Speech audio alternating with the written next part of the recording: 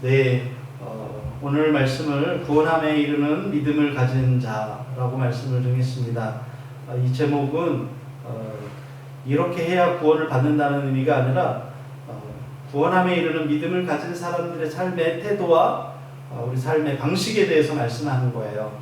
지난주에는 우리가 세례예식하면서 많은 분들이 함께 예배드렸지만 또 이제 우리 본래의 모습에 또 이 예배를 드릴 때 우리가 좀 연약함이 좀 생기죠. 사람들이 많으면 힘도 나고 또 예배 찬양 소리도 크고 또 우리가 알게 모르게 받는 격려가 있죠. 그런데 다시 우리가 우리의 모습으로 돌아와서 또 우리 적은 무리가 예배 드릴 때 우리 안에 무너지는 것들이 생겨요. 그것이 뭐냐면 정체성이죠. 너무 초라한 것 같고 부족한 것 같고 뭔가 좀 너무 우리 마음 가운데 채워지지 않는 것들이 솔직하게 있어요. 이런 부분들은 아마도 초대교회가 자주 겪는 일들 중에 하나였을 것 같아요. 왜냐하면 초대교회는 지금처럼 어떤 자유로운 분위기에서 예배를 드릴 수 있는 상황이 아니었죠. 그러다 보니까 어떤 때는 있던 사람들이 갑자기 사라지기도 하고 또 죽임을 당하기도 하고 그래서 예배의 분위기가 많이 어려웠을 거예요. 그럼에도 불구하고 그들 가운데 한 가지 정확하게 붙들려고 하는 것이 있었어요. 그것이 뭐냐면 예수님이 우리 구원이시다라고 하는 거죠. 베드로의 고백처럼 주는 그리스도시요 살아계신 하나님의 아들이십니다라고 하는 그 고백이 성도들의 마음을 붙들고 있었기 때문에 그들이 그 예배 가운데 또 그 신앙 가운데 흔들리지 않을 수 있었죠. 히브리서는 바로 그런 부분에 대한 말씀들을 우리에게 계속해서 해주고 있어요. 구원의 복음을 알면서도 고의적으로 반복적으로 죄를 짓고 믿음의 길을 떠나는 이 배교자들, 그들을 향한 메시지가 바로 이 히브리서의 메시지인데 오늘 본문은 그런 사람들을 향해서 그럼에도 불구하고 끝까지 남아 믿음을 지키고 또 그 신앙을 지키려고 하는 사람들을 향해서 격려하는 말씀이라고 할 수 있어요. 초대교회의 그리스도인으로 산다라고 하는 것은 핍박과 순교를 각오해야 하는 일이었죠. 물론 오늘날에도 그런 믿음의 삶을 살아가는 사람들은 우리나라 이외에도 굉장히 많아요. 가까이 있는 북한에 있는 지하교회 성도들, 그들은 발각되면 자신뿐만 아니라 자신이 속해 있는 모든 가족들과 지인들이 다 죽임을 당할 수 있는 상황 가운데에서도 믿음을 끝까지 지키고 믿음의 삶을 살아가는 것 쉽지 않은 일이죠. 쉽지 않다고 표현하는 것은 어쩌면 더 부족한 수도 있어요. 생명을 걸어야만 이 믿음의 삶을 살 수 있는 거죠. 그렇기 때문에 끊임없는 핍박과 환난은 때로 사람들의 마음을 믿음의 길을 포기하게 하고 다시 옛날 유대교로 돌아갈까 하는 그런 믿음이 흔들리는 상황들로 사람들을 이끌기도 했어요. 이런 두려움에 사로잡혀 있는 그리스도인들은 예수님의 피로 인해서 담대하게 하나님께 나아가게 되었고 대제사장이신 그리스도께서 함께 계시기 때문에 물러서면 안 된다. 물러서지 말고 믿음의 도리를 굳게 잡고 우리가 믿음의 삶을 살아가자라고 권면하는 것이 본문의 말씀이죠. 그리고 당시 로마의 박해와 또 유대교의 교리적 공격으로 인해서 위축되어 있던 이 초대교회의 성도들에게 구원함에 이르는 올바른 믿음을 가질 것에 대해서 이야기해주고 있어요. 여러분, 우리 한국의 이 기독교의 상황은 우리가 자유로운 분위기 가운데서 예수를 믿는데도 불구하고 또 이단들, 또 수많은 또 상황들 이런 것들 때문에 힘들었죠. 초대교회에도요. 그 믿음을 지키기 힘든 상황 가운데서도 이단들이 있었어요. 교회 안에 이단이 있는 거예요. 그러니 이게 아군인지 적군인지 쉽게 말하면 이 믿음 하나 지키는 것만 해도 너무 버거운데 이 믿음을 잘 지키려고 하는데 그 안에 예수님이 아니어도 또 오늘 본문에서는 유대교로 돌아가자, 옛날에 그 제사 드리는 종교로 돌아가자, 이런 사람들이 있었던 거예요. 이런 이 공격 가운데서 올바른 믿음이 무엇이냐, 이것에 대해서 우리에게 말씀해주고 있죠. 그래서 우리는 이 본문의 말씀을 통해서 우리 상황 가운데 내 믿음이 위축되고 또 방향을 잃은 것 같은 그런 두려움이 있을 때 우리가 할 수 있는 믿음의 태도는 무엇인가에 대해서 오늘 우리에게 말씀하고 있어요. 첫 번째는 우리는 하나님께서 나를 처음 부르셨을 때를 생각해야 돼요. 아무리 뜨겁고 열정적이며 헌신적인 사람도 고난 앞에서 또 좌절할 수 있고 방향성을 잃고 표류할 때도 있어요. 그럴 때 자포자기하고 그 자리에 주저하는 것보다 더 효과적인 삶의 태도가 있습니다. 하나님께서 나에게 처음 주셨던 그 마음과 비전을 다시금 점검해서 그곳에서 벗어날 수 있는 힘을 얻도록 기도하는 거예요. 오늘 10장 32절 말씀 한번 같이 보면 이렇게 돼 있죠. 시작. 전날에 너희가 빛을 받은 후에 고난의 큰 싸움을 견뎌낸 것을 생각하라. 네. 이런 상황에서 처음 믿었을 때 그 인내와 열심을 돌이켜보라는 거예요. 그들은 인내와 열심을, 어떤 인내와 그들이 어떤 열심을 내고 있었는지에 대해서 바로 우리가 성경 안에서 나와 있어요.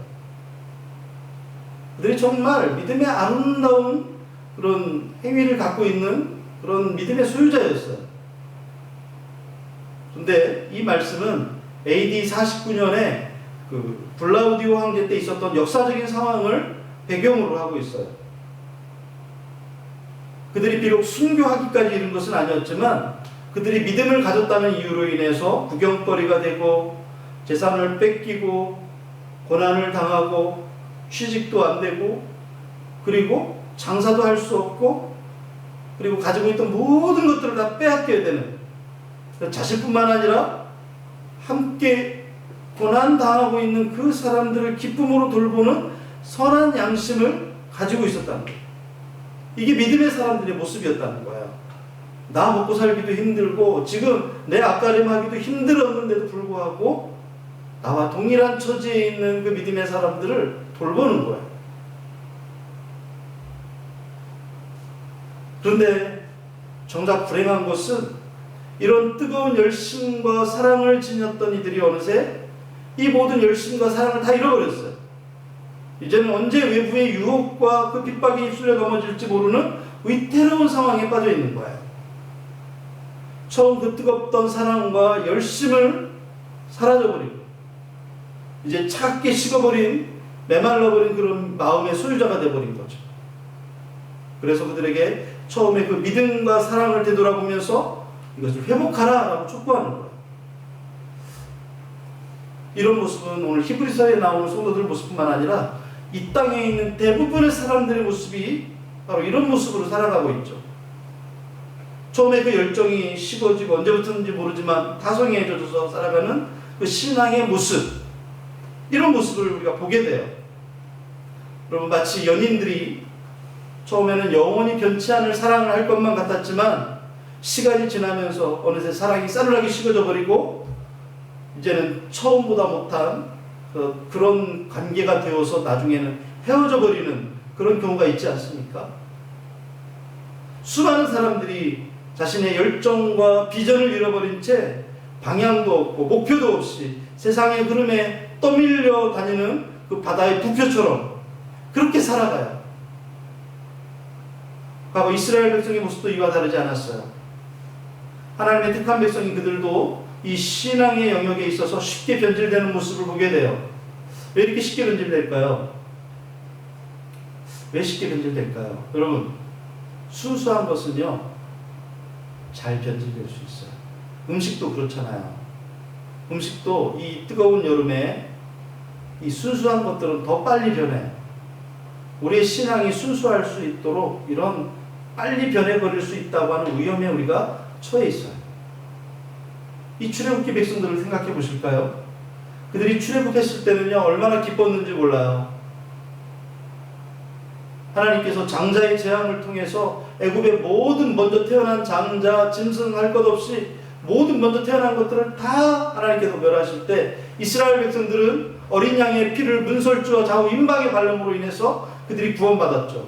그때 그 이튿날 그들이 출애굽할 때 얼마나 기뻤습니까? 자기 주인들에게 보석을 청하면, 보물을 청하면 그 주인들이 두 말 않고 다 내어줬어요. 또한 그들이 홍해바다를 건너요. 쫓아오는 애굽의 군대가 그 홍해바다에서 멸절할 때 여러분 그들은 안전하게 그 홍해바다를 건너가요. 얼마나 기뻤습니까? 놀라운 기적이었죠. 이 기적을 경험했을 때 얼마나 감사했어요. 그들이 그 감사와 감동 때문에 춤을 추면서까지 하나님께 감사하면서 우리가 언약을 지키겠노라고 여러 번 맹세까지 했지만 어느새 상황이 바뀌니까 그들은 불평만 하다가 결국 불신앙과 불순종으로 광야에서 멸망합니다. 저는 우리 모두가 처음의 사랑과 열정과 그 확신을 잃어버리지 않기를 소망합니다. 처음 믿을 때의 감격과 사랑을 잃고 세상의 마음을 빼앗기면 바울 사도는 자기의 편지 가운데에서 데마라는 사람을 언급해요. 이름이 데마인데 달마가 아니에요. 데마인데 데마가 뭐라고 그랬냐면 어떻게 됐냐면 그는 세상을 사랑해서 떠나갔다. 무슨 얘기냐면 그도 처음에는 열정이 있고 뜨거움이 있었고 확신이 있었고 믿음의 사람의 모습을 가지고 있었지만 그도 그 세상 가운데서 믿음의 순수함을 지키지 못하고 그만 세상을 사랑해서 떠나갔다는 거예요. 우리는 그렇게 살면 안 된다는 거죠. 현재 내 모습을 우리가 돌아봐야 돼요. 우리가 처음 믿을 때 그 사랑과 열정이 사라져버리고 싸늘하게 우리가 식어져 가고 있다면 다시 그 첫사랑과 믿음을 회복하기 위해서 우리에게 하나님 내게 회개하는 마음 주시고 내가 주님 앞에 다시 나아가기 원한다. 엎드리는 그런 자세가 필요한 거예요. 처음 주님 만났을 때 그 담대함과 뜨거운 모습으로 날마다 우리 감사의 노래를 부르면서 앞으로 나아가는 우리 모두가 되기를 예수님의 이름으로 축복합니다. 오늘 세 구절의 성경 말씀 한번 같이 읽어보려고 그래요. 고린도전서 15장 58절입니다. 같이 읽어봅시다. 시작. 내 사랑하는 형제들아 견실하며 흔들리지 말고 항상 주의 일에 더욱 힘쓰는 자들이 되라. 이는 너희 수고가 주 안에서 되지 않은 줄 알미라. 네, 우리가 흔들릴 수 있는데 흔들리지 말라고 말씀하고 있어요. 또 데살로니가 후서 1장 4절입니다. 시작. 그러므로 너희가 견디고 있는 모든 박해와 환난 중에서 너희 인내와 믿음으로 말미암아 하나님의 여러 교회에서 우리가 친히 자랑하노라. 네, 여러분 목회자가 자랑하는 게 뭐가 있는 줄 아세요? 목회자는 성도의 믿음이 흔들리지 않고 믿음이 좋은 걸 우리 목회자는 자랑해요. 바울 사도는 자기의 자랑이 뭐였냐면 바로 이런 거였어요. 내가 자랑할 것은 예수님과 우리 성도들의 그 견고한 믿음이다. 교회가 큰 거, 재산이 많은 거 이런 거 자랑하는 게 아니에요. 그래서 히브리 3장 14절에 보니까 우리가 시작할 때 확신한 것을 끝까지 견고히 잡고 있으면 그리스도와 함께 참여한 자가 되리라. 여러분 우리는 구원을 완성한 자가 아니에요. 구원을 우리가 얻었지만 그 구원을 끝까지 이루어가야 될 책임이 있어요. 그래서 우리가 흔들리지 않아요. 끝까지 견고히 잡고 있어요. 우리의 믿음이 흔들릴 때 처음 우리가 주님이 우리에게 주셨던 마음, 처음 나에게 주셨던 그 하나님의 말씀을 다시 붙잡아야 돼요. 그게 그 흔들림에서 벗어나는 방법이에요.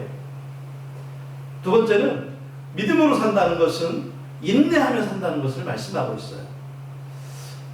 영진이를 내가 부대까지 태워다 주면서 그런 얘기를 이런저런 얘기하다가 훈련소 때 처음 그 훈련소에서 훈련하던 얘기, 훈련소에서 이제 제2야수교 배정받는 얘기, 그러면서 그 훈련소 때 그 막 운전면허 대형 군면허 따야 되는데 차는 너무 넓고 라인은 너무 좁고 그래서 막 자꾸 연습하면서 시험 보기 전까지 계속 라인 밟고 그래서 떨어질까봐 얼마나 조마조마하고 걱정했는데 시험은 1바로 시험을 갔는데 1바로 합격을 했어요. 자기 내무관에서 자기가 1번으로 합격했다는 거예요. 그런 이야기들을 이렇게 나누면서 그 힘들었던 얘기, 그때는 그 시간이 너무 힘들고 버거웠지만 결국 우리가 믿음의 사람으로서 기도하면서 그 하나님 앞에서 우리가 의지하고 나아갔을 때 결국은 그 시험을 통과하게 되었는데, 만약에 그때 내가 운전병 포기하겠습니다 그랬다고 한다면 지금의 이런 시간들이 없었을 거라는 그런 이야기들을 나눴었어요. 그럼 우리도 마찬가지죠. 오늘 본문 36절 말씀 한번 볼까요? 이렇게 되어 있죠. 시작. 너희에게 인내가 필요함은 너희가 하나님의 뜻을 행한 후에 약속하신 것을 받기 위함이다. 네, 그렇습니다. 하나님께서 약속하신 그 부활과 영원한 생명에 동참하기 위해서 뭐가 필요하다고요? 인내가 필요한 거예요. 그리스도인에게 인내가 필요한 까닭은 내가 기대하는 시간과 하나님의 응답의 때가 다르기 때문에 그래요. 하나님 지금 주세요. 하나님 지금 해주세요. 그런데 하나님의 때는 지금이 아닌지 응답이 없어요. 그 간격이, 나는 믿음이 있고 응답해 주실 줄로 믿고 있지만 하나님은 아직도 여전히 내게 응답을 안 이루어 주셨을 때 그 시간 차이가 있잖아요. 이 간격을 무엇으로 메꿉니까? 우리가 믿음으로 메꾸는 거예요. 그리고 그 믿음에서 열매 맺는 게 인내. 그냥 참아야 되는 일이라 이런 게 아니에요. 하나님이 주실 것을 믿고 끝까지 인내하는 것. 이것이 우리 성도의 삶의 자세라는 거예요. 오늘 본문에서 우리가 하나님의 뜻을 행한 후에 약속을 받기 위해서는 인내가 필요하다고 말씀해요. 믿음으로 구원 얻는 일과 이후에 하나님의 뜻을 행하고 상급을 받기까지는 참고 견뎌야 되는 거예요. 하나님은 이런 인내의 과정을 통해서 우리의 믿음이 더욱 견고해지고 하나님을 신뢰하는 믿음의 사람이 되도록 하시는 거예요. 출애굽한 이스라엘 백성들이 당장에는 그들이 감사하고 춤추고 찬양하고 영원히 하나님만 섬길 것처럼 의기양양했어요. 하지만 광야를 거치면서 그들이 믿음이 아니라 당장 눈에 보이는 상황과 환경에서 나오는 그런 어려움 때문에 그들의 입에서는 더 이상 찬양이나 감사나 그 기쁨의 춤이 아니라 그때부터 불평하기 시작했어요. 원망하기 시작했어요. 그래서 그들이 감정적인 그 믿음이 얼마나 연약한 것인지를 하나님 드러내세요. 여러분, 예수님이 기적을 베푸시고 사람들을 고치실 때 많은 사람들이 따랐지만 그들이 예수님께서 십자가에 죽으셔야 되고 내 살과 내 피를 먹지 아니하는 사람은 하나님 나라에 들어올 수 없다라고 하는 그 하나님 예수님의 그 비유적인 표현을 이해하지 못했을 때는 예수님을 향한 그 환호와 갈채가 사라져버리고 그들의 감정적인 믿음이 얼마나 연약하고 보잘것없는 것인지 예수님은 드러내시죠. 여러분, 사람의 감정은요, 상황이 바뀌고 형편이 달라지면 그 태도도 달라져요. 처음에는 예수님께 얼마나 감사했어요. 나중엔 그런데 예수님한테 자기가 뭐 대단한 사람이라 그러면서 예수님을 떠나가잖아요. 하나님은 우리가 이처럼 연약한 것을 알고 계셔요. 우리도 그 사람들과 다르지 않아요. 그럼에도 하나님은 우리를 끝까지 붙드세요. 그런데 그 과정 가운데에서 우리에게 시험이 있어요. 근데 우리는 그 시험이 왜 있는지 몰라요. 아니, 예수 믿으면 잘 된다며. 예수 믿으면 복 받는다며. 예수 믿으면 이런 일이 있으면 안 되는 거잖아. 이해하지 못하죠. 하나님이 아브라함에게 복을 주시겠다고 약속하셨어요. 자손을 주시겠다고 약속했어요. 하지만 그 아들을 낳기까지 얼마나 오랜 시간이 걸립니까? 굉장히 많은 시간들이 흘러야 돼요. 다윗이 어렸을 때, 소년 목동이었을 때 사무엘 선지자를 통해서 왕으로 기름 부음을 받아요. 그런데 정작 왕으로 기름 부음을 받고 나서 바로 왕이 된 게 아니라 그때부터는 현재 왕이 했던 사울 왕에게 얼마나 핍박과 고난을 당합니까? 정말 너무 긴 고난과 훈련의 시간이 있었어요. 이루 말할 수 없는 많은 믿음의 사람들의 우리가 사건을 우리가 보게 돼요. 하나님께서 자신에게 주신 약속을 마치 이루어진 것으로 여기면서 눈앞에 주어진 환경들을 극복하고 인내로 그 약속의 응답을 받아가 살아가는 것이 믿음의 사람들의 모습이에요. 우리에게 장차 예수님의 재림하실 것과 또 우리가 그 예수님의 재림과 함께 죽었던 자들이 다시 부활하고 우리 영생에 들어갈 것에 대해서 우리 말씀해 주셨는데 우리가 죽어보질 않았잖아요. 그러니 우리 믿음이 이 상황 가운데서 환경 가운데서 흔들릴 수밖에 없어요. 하지만 우리가 그 신실하신 하나님의 약속을 굳게 믿고 흔들리지 않는다면 우리 주님께서 반드시 이루어 주신다고 말씀하시죠. 오늘 히브리서 10장 37절 38절의 말씀 보실까요? 시작. 잠시 잠깐이면 오실 이가 오시리니 지체하지 아니하시리라. 나의 의인은 믿음으로 말미암아 살리라. 또한 뒤로 물러가면 내 마음이 그를 기뻐하지 아니하리라 하셨느니라. 네, 이 말씀은 누가복음 18장에 불의한 재판장에게 매일같이 한 과부가 찾아와서 자기의 원한을 풀어달라고 계속해서 요청하죠. 그 말씀을 생각나게 하는데 하박국 2장 3절과 4절의 말씀을 인용해서 오직 의인은 믿음으로 말미암아 살리라 라고 하는 말씀을 인용한 말씀이에요. 믿음으로 살아가는 그 사람을 마지막 날에 신실하신 하나님께서 반드시 다시 살게 할 것이라는 뜻이에요. 그렇다면 이 반대로 무슨 뜻이에요? 믿음으로 살지 않는 사람, 뒤로 물러가는 사람은 하나님께 기쁨이 되지 못한다는 뜻이에요. 우리는 매일의 삶의 자리에서 선택해야 돼요. 하나님의 약속을 신뢰하면서 믿음으로 나아갈 것인지, 아니면 인내와 연단의 상황에서 뒤로 물러가 도망치는 삶을 살 것인지 우리가 결단해야, 선택해야 돼요. 우리 어떤 선택을 해야 될까요? 믿음으로 사는 사람은 그 상황과 형편 가운데도 언제나 인내합니다. 그 인내의 시간이 짧을 수도 있고 내 생각보다 훨씬 길어질 수도 있어요. 우리가 믿음으로 이 땅에 살아가는 시간에 인내가 필요해요. 신명기 8장에 보니까 네 조상들도 알지 못하던 만나를 광야에서 내게 먹이셨나니 이는 다 너를 낮추시며 너를 시험하사 마침내 내게 복을 주려 하심이었느니라 그랬어요. 그 어려운 시간, 고난의 시간, 힘든 시간이 있었던 이유는 결국은 우리의 믿음을 시험하셔서 복을 주시기 위함이라는 거죠. 그래서 야고보서 1장 12절에는 이렇게 말씀하시죠. 같이 읽읍시다. 시험을 참는 자는 복이 있나니 이는 시련을 견뎌낸 자가 주께서 자기를 사랑하는 자들에게 약속하신 생명의 멸류관을 얻을 것이기 때문이라. 네, 시험을 참는 자가 결국에 생명의 멸류관을 얻게 된다고 말씀하고 있어요. 베드로 사도는 그 성도들을, 그 고난 가운데 있는 성도들을 향해 이렇게 얘기합니다. 그러므로 너희가 이제 여러 가지 시험으로 말미암아 잠깐 근심하게 되지 않을 수 없으나 오히려 크게 기뻐하는도다. 너희 믿음의 확신함은 불로 연단하여도 없어질 것보다 더 귀하여 예수 그리스도께서 나타나실 때 칭찬과 영광과 존귀를 얻게 할 것이라.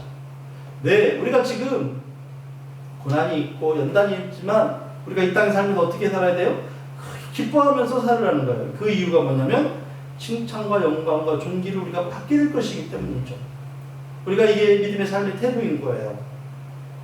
오늘 말씀의 제목이 구원함에 이르는 믿음을 가진 자라고 했는데 아까도 처음 말씀드렸지만 구원함에 이르는 믿음을 가지려면 이렇게 해야 된다가 아니라 구원함에 이르는 믿음을 가진 사람들의 삶의 정체성, 삶의 모습이라는 거예요. 태도가 이렇다는 거죠. 그래서 세 번째로는 구원함에 이르는 믿음을 가진 사람이라고 되어 있는데 이것은 우리 정체성에 대한 말씀이죠. 우리는 일주일에 하루를 예배하기 위해서 지금 이 자리에 모여 있어요. 하지만 매일 매 순간 하나님께서 나를 향한 부르심과 정체성을 분명하게 하면서 우리가 예배자로서의 삶을 살아가야 돼요. 그러니까 다른 말로 하면 오늘 주일 이 시간만 예배하는 게 아니라 매일 매 순간을 예배자로서의 삶의 태도를 가지고 살아가라는 거예요. 그래야 뒤로 물러서지 않을 수 있고 담대하게 살 수 있다는 거예요. 왜 우리가 흔들리고 자꾸 무너지느냐? 이런 삶의 태도로 살지 않기 때문에 그래요. 그래서 오늘 10장 39절에 뭐라고 돼 있어요? 같이 읽어봅시다. 시작. 우리는 뒤로 물러가 멸망할 자가 아니요 오직 영혼을 구원함에 이르는 믿음을 가진 자니라. 네, 우리는 뒤로 물러가 멸망할 자가 아니래요. 뒤로 물러가는 게 뭐예요? 옛날 성경에는 침륜이라고 돼 있는데 쉽게 말하면 우울함에 빠지는 거예요.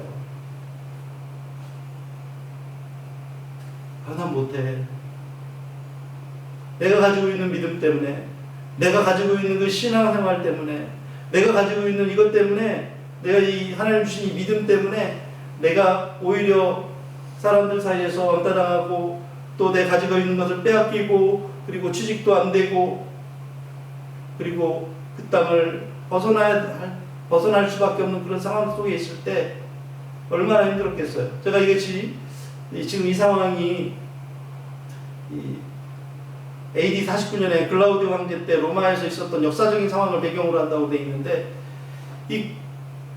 그때 글라우디오 황제가 어떤 명령을 내리냐면 로마에 있는 모든 유대인들은 다 로마를 떠나라는 거예요. 이런 명령을 내렸어요. 갑자기. 예나 지금이나 유대인들은요 돈이 많아요. 그들이 로마에 내는 세금이 어마어마했어요. 그런데 글라우디오 황제가 모든 유대인들을 로마에서 떠나라는 거예요. 이 재정의 안정을 포기하고 떠나라고 할 수밖에 없는 이유가 뭐였냐면 로마는요 항상 로마의 평화를 위해서는 제일 먼저 선택하는 것이 그 평화를 해치는 것들은 다 제거하는 거예요. 무력으로 제거하는 거예요. 이게 로마의 평화예요. 그것을 로마어로 팍스 로마나라고 해요. 근데 유대인들이 떠날 수밖에 없는 상황이 있었어요. 왜냐하면 유대인들 사이에서 심한 갈등과 사회를 혼란스럽게 하는 일들이 있었어요. 그게 뭐냐면 크레토스라고 하는 어떤 사람이 이 유대인들을 서로 갈등하게 해서 폭동을 일으키게 하고 서로 로마의 안전을 심각하게 위협하는 일들이 된 거예요. 그 크레토스가 우리는 무엇이라고 생각하냐면 바로 그리스도라고 생각하고 있어요. 그들 안에 유대인들 안에 예수 믿는 유대인들과 예수 안 믿는 유대인들 사이에 심한 갈등이 있어서 그것으로 말미암는 폭동이 일어나고 그리고 심한 갈등이 있었죠. 그래서 글라우디오 황제가 이것을 해결하기 위해서 모든 유대인들은 로마를 떠나라. 그런데 재산을 정리할 시간이 없어. 바로 떠나야 돼. 다 놓고 가야 돼요. 그리고 이것이 그리스도인들 때문이라고 하는 그런 사람들의 공격 때문에 그리스도인들은 더 많은 공격을 받았어요. 이런 일들 때문에 그들이 재산을 뺏기고 사람들에게 조롱을 당하고 그리고 결박되어서 조롱당하고 이런 일들이 있었던 거죠. 그럴 때 내가 믿음을 괜히 가졌나 봐. 예수를 괜히 믿었나 봐. 이런 상황들이 생긴 거죠. 그래서 오늘 이 뒤로 물러간다라고 하는 이 말씀의 뜻은 바로 움츠러든다. 뒤로 물러난다. 이런 뜻이에요. 그래서 이 말씀을 직역하면 우리는 멸망을 향한 움츠림과 물러남 속에 있지 않고 영혼의 구원을 향한 믿음에 속해 있는 자라고 하는 그런 뜻이에요. 이게 바로 우리 성도의 본질과 정체성에 대한 말씀인 거예요. 믿음이 없음으로 인해서 두려워 움츠러들고 물러남으로써 멸망에 빠지는 자들이 아니라 믿음으로 앞에 있는 구원을 향해 나아가는 존재라는 뜻이에요. 그렇기 때문에 앞에서 거듭 물러나지 말 것을 명하고 있는 말씀들은 단순히 윤리적인 명령이 아니에요. 야, 그럼 안 돼. 이런 수준이 아니라는 거예요. 물러나도 되는데 물러나지 않으면 더 좋지. 이런 뜻이 아니에요. 우리는요, 처음부터 물러날 수 없는 존재들이기 때문에 그 본질에 반하는 행동을 하지 말라는 거예요. 출애굽한 이스라엘 백성들에게는 오직 한 길, 가나안을 향해 앞으로 전진하는 길밖에 없었어요.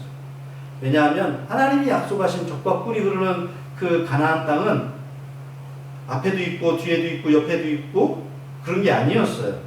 오직 앞에만 있었어요.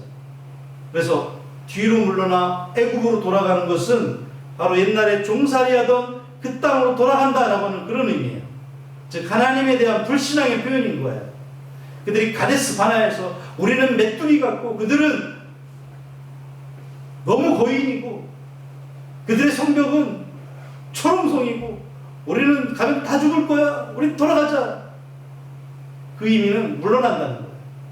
하나님을 신뢰하지 않는다는 거예요. 그래서 하나님께서 그들을 광야에서 다 멸망시킬 수밖에 없었던 거예요. 그리고 우리는 가나안 땅에 들어갈 자격이 없습니다 라고 하는 말밖에 되지 않았어요. 그래서 하나님께서 돌아가려고 하는 사람들을 향해서 엄하게 책망하고 심판하셨던 거예요. 여러분, 오늘 우리가 믿음이 있다라고 하면서 조금만 상황이 어려워지면 움츠러들고 뒤로 물러나려고 하는 상황들이 얼마나 많이 있습니까?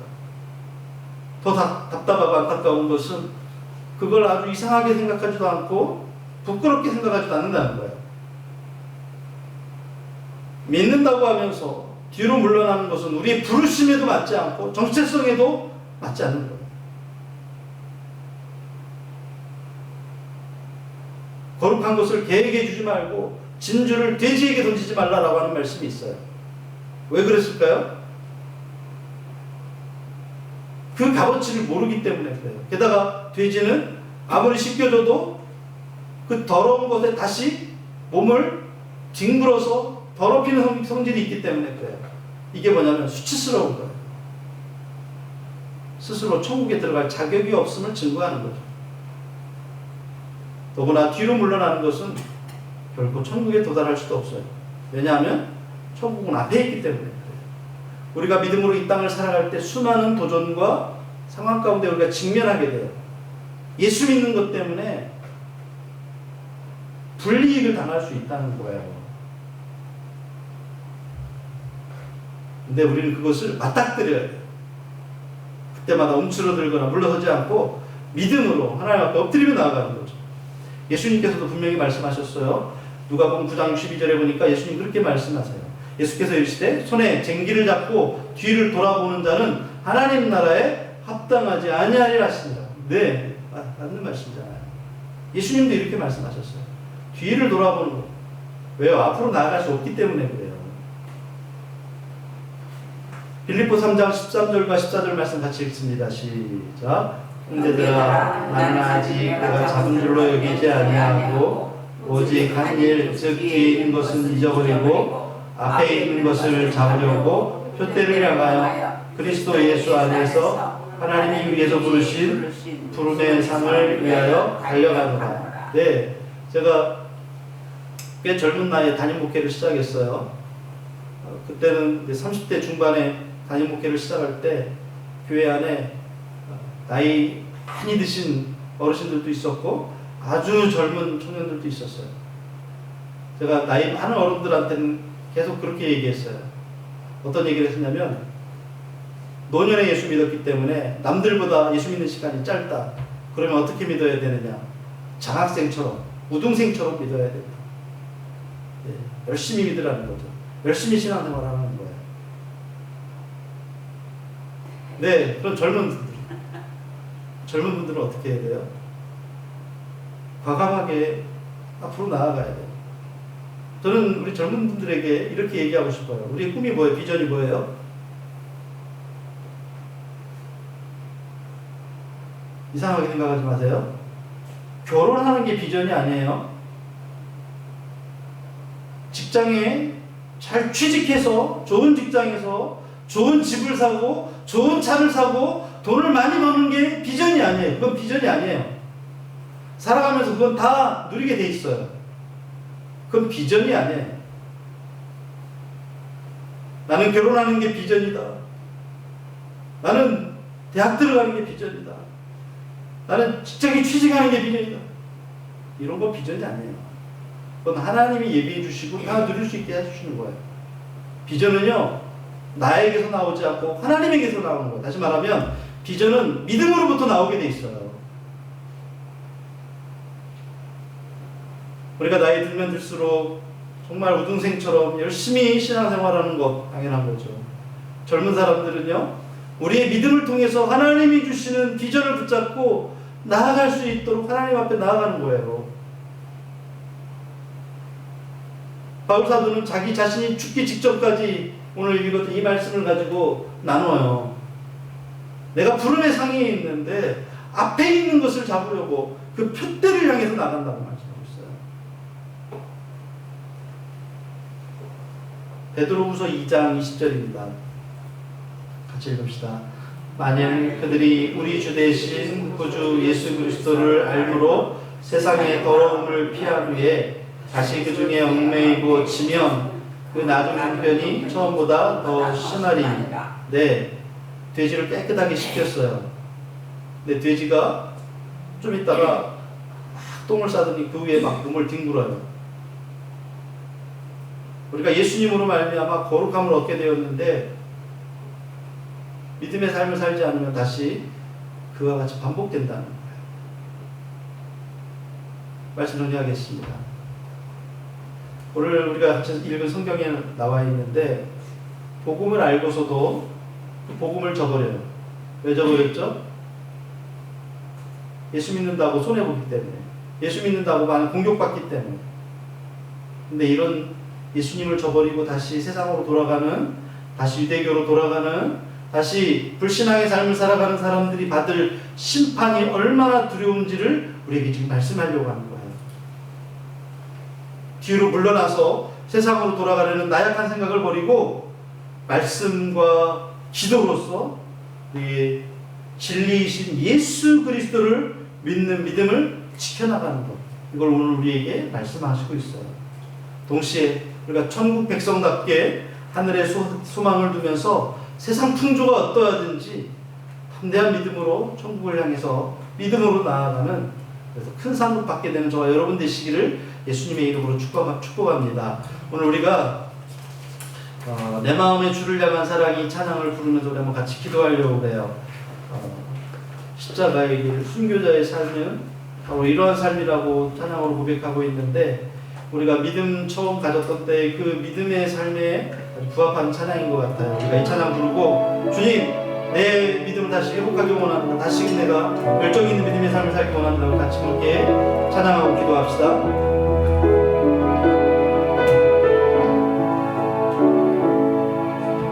내 마음의 주를 향한 사랑이 나의 마른 주가 주신 진리로 나의 눈에 주의 눈을 채워 주소서.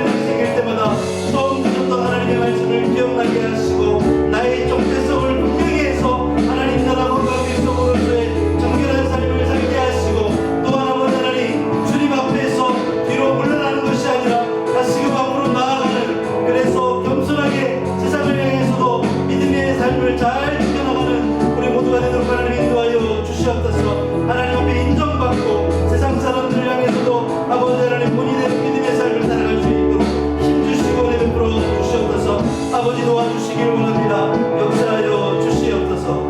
예수님의 이름으로 간절히 기도하옵나이다. 하나님 감사합니다. 하나님 세상에서도 믿음 지키려고 하면 사람들의 손가락질도 사람들의 비웃음도 외면도 우리가 무릅써야 되는 것을 알게 되어 감사합니다. 하나님 세상에서 우리가 믿음 지켜나갈 때 하나님 세상을 기쁘게 하는 것이 아니라 하나님을 기쁘게 하는 우리 모두가 되게 하여 주시옵소서. 하나님 노년에 예수 믿고 더욱 정말 열정적으로 우리의 믿음을 잘 지켜나가는 믿음이 되게 하시고 젊었을 때도 하나님 우리는 계속해서 하나님 주신 비전을 향해서 하나님 믿음을 통해서 얻게 된 그 비전을 향해 나아가는 우리 모두가 되도록 하나님 인도하여 주시옵소서.